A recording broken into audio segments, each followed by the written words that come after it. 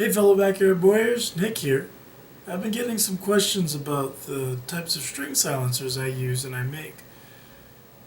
There are lots of different types of string silencers. I like to use fir, sometimes I'll use pieces of bowstring. One of my favorite types of string silencers is made using yarn. And when I can get it, I like this sort of rough wool yarn that's just wool fibers, because once you start shooting this out, it actually just turns into a puff of wool. It's a really nice silencer. They hold up really well and they're pretty cheap.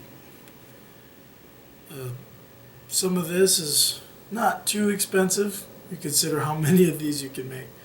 So I'm just going to make a really simple one today. So first thing you're going to need to do is get the end of your yarn. And I just take my fingers and I figure out how big of a puff do you want. Do you want a small puff? Do you want a large puff? And what you're going to do is, or what I like to do is just take your fingers and figure out how large of a puff you want. I usually like my silencers to be fairly small, about the diameter of 3 fingers. So I take my thumb and my index finger and I just start wrapping around these 3 fingers. And I'll wrap maybe about 10 times. The more wraps you do, the denser this puff is going to be. The less you do, the less dense. And another thing too, the more weight and the more resistance you're going to get, the more you put on here. So I like to do about, especially a thicker yarn like this, I like to do about maybe 10 or so. So let's see, 1, 2, 3, 4, 5, 6, 7, 8, 9, and 10. Okay. So now that I've got my 10, cut the end right there.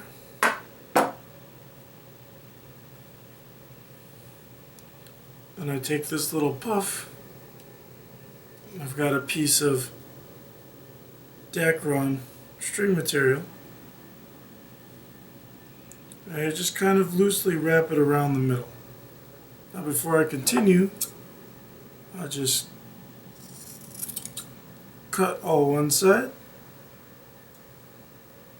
and cut the other. So now I've got this little bundle of cut yarns. I take my string material and I just tie a simple overhand knot.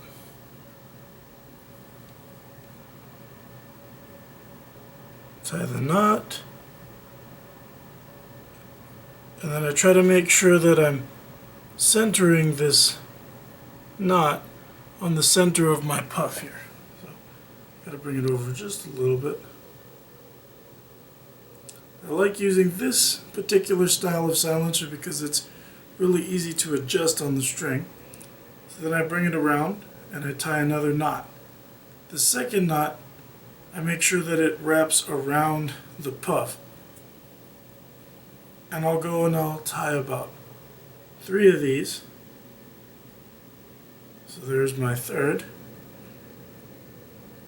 And then I'll go ahead and I'll double knot that last one. Just tie a second.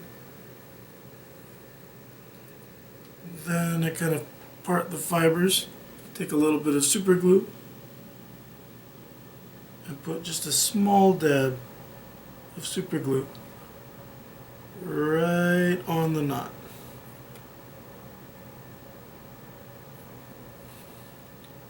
If it will cooperate. There we go. It's just a small dab of super glue on the knot, and then I cut my string material.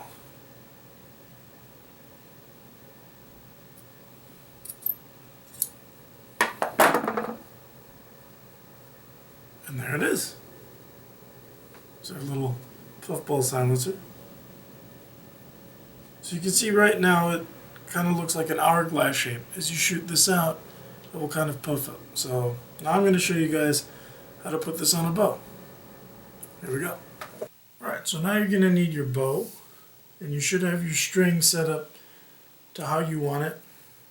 Shoot it out a little bit, see what it does. This bow is not too bad, it's not that loud. You can kind of hear it. It's got a little bit of that twang to it. Hand shock's not bad in this bow.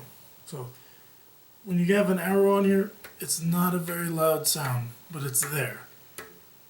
So what I like to do is kind of pluck the string, and you can kind of tell that the main vibration is in here. And you can see as the vibration travels up, it goes up and it comes back. So when you really pluck it, you want to pick this spot, which is right around here, where the vibrations just sort of start. This is where you can deaden it without compromising performance by putting the silencer way out here where it'll slow down the string. That said, sometimes I will intentionally move the silencer up and down if I need to slow down one of my limbs in order to balance my system. But that's getting into something else entirely. So I know that I need to put them right around here. So I just take the string down. So that was right about here. I don't even need to take it off the bow. Just untwist. And this method should work on both Flemish and endless type strings. Just want to get both your bundles. If you have 3 bundles, then just pick one of the bundles and pull it apart. You take your silencer like this and just drop it in. And then twist it back together.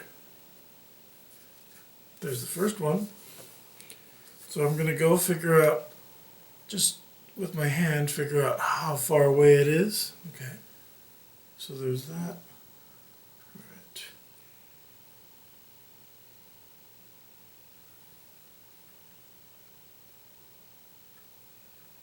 So right around here, just going to loosen this up.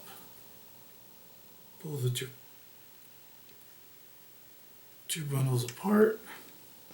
Take the silencer, drop it in, tighten it up. Right. Now, just go ahead. Right, so see where it is? Now, when we pluck the string, there's almost no sound. You can hear it just sort of, just a dead. Even when I go fairly far,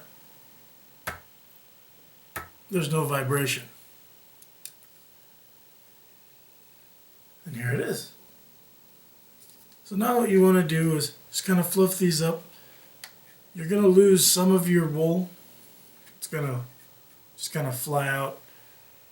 So you want to just sort of shoot this out. And once you've shot it out a good amount, it'll stop looking like this, and it'll just look like a solid ball. So I'm just going to go shoot this out a bunch of times, and I'll show you what that looks like. Alright, so here you can see I've shot it out. This is about 30 arrows through here, so not that many. But you can see it's already starting to look like a ball. As you shoot it out more, it'll get more and more like that. But here it is. So here are some simple wool yarn silencers. Thanks for watching. I'll see you guys next time. Bye.